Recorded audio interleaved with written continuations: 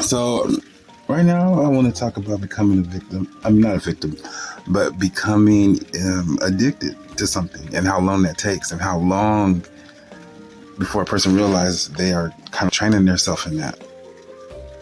And I'm only thinking about this because I know that people come to get dirty and cleaned up over here on the West Coast, and I'm going to be looking for employment. And I'm thinking of an employment where I can just sit down.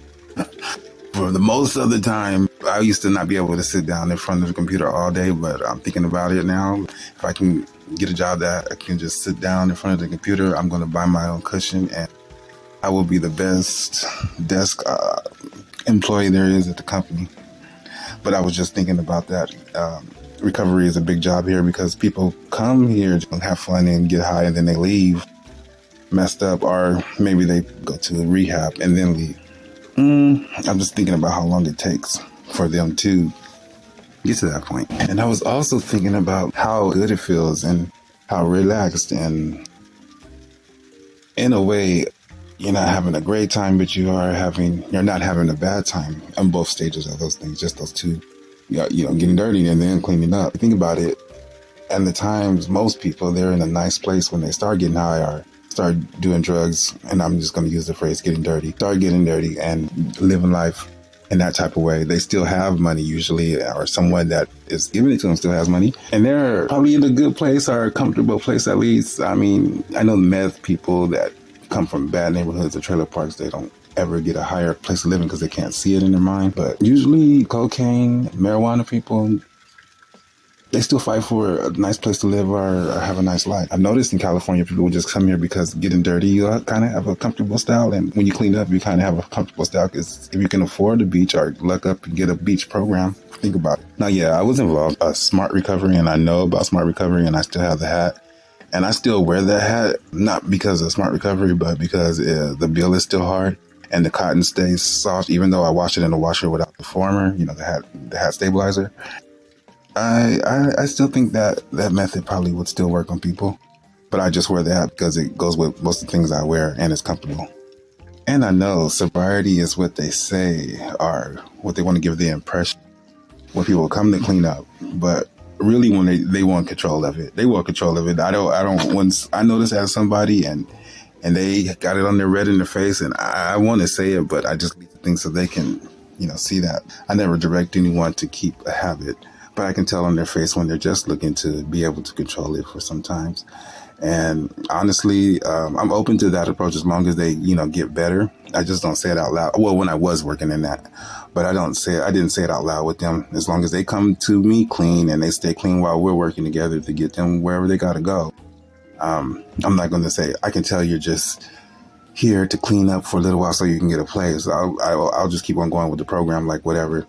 And then if they do come high, then take those measures that everybody else takes that's honest about getting cleaned up. The same measures work. So even though at work, it was rewarding when I helped someone stop and they came to me later, but all of that is still a part of recovery. So it's like, once they tell me, oh, thank you so much for doing this, and it's like, okay, well, now I can be nice and see you in passing, but you got to move on to the next stage. I'm a part of this stage, and you're done with that. And that's like one of the only sad parts about it.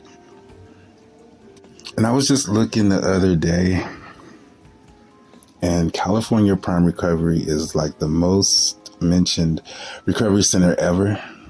And I really think it's because of the weather, though. I don't think it's because it's the best place, but it's like right on the cliff of the beach of Santa Monica.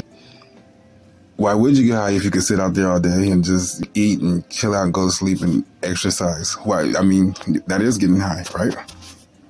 But really, I don't want to get off topic and make it sound great to be high and in recovery. What I'm trying to say is, when you become addicted to something, you're usually having a good time and you're in a good place. And from what I see, when people clean up, they're usually having a good time and in somewhat of a good place. People that are in those halfway houses are group homes for recovery homes. The ones that are having a good time recovering, the ones that can't grasp the concept of, hey, I'm in a home now and I do something different, they don't have a good time. So it could be mental. It's still, you're in a good place at the time when you recover, just like you were getting high and having sex when you started, going deep with the whatever drug you took or the way you get high. When you clear your mind and you don't have nothing to do, just think about voting for Kamala, and don't forget at the end of the year, this year, just write it down somewhere, get your mail-in ballot. I mean, if you're a busy person or you got kids, I would just order the mail-in ballot and put it on the calendar and put the stamp on it already. Put the stamp on it and mark Kamala already, and just sit it on your counter next to the outgoing mail. When it's time to put that one out, just put it in there, because you just want to vote for Kamala and then not have to think about it. Whatever their bad things are, they always got good and bad things. It's Kamala's turn this time, and you guys just let her do her thing. And if she messes up, we get her out. Men, they do the big worldly war things. Maybe the woman has to come home and clean up the house. Who knows? It's just knowing, get yourself in order for it. Whatever addiction you have, it could be eating, it could be biting your nails.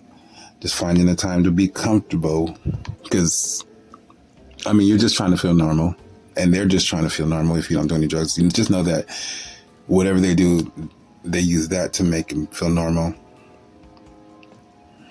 And you need a comfortable place and have a comfortable time to work on that. And you might not be comfortable with Trump in office.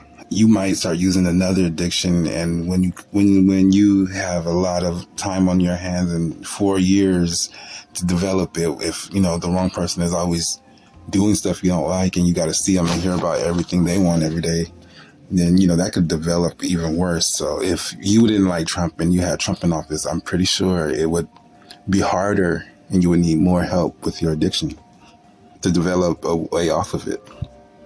Now, I know, like, it sounds like I'm saying, do you have time to develop a healthy addiction? But I am.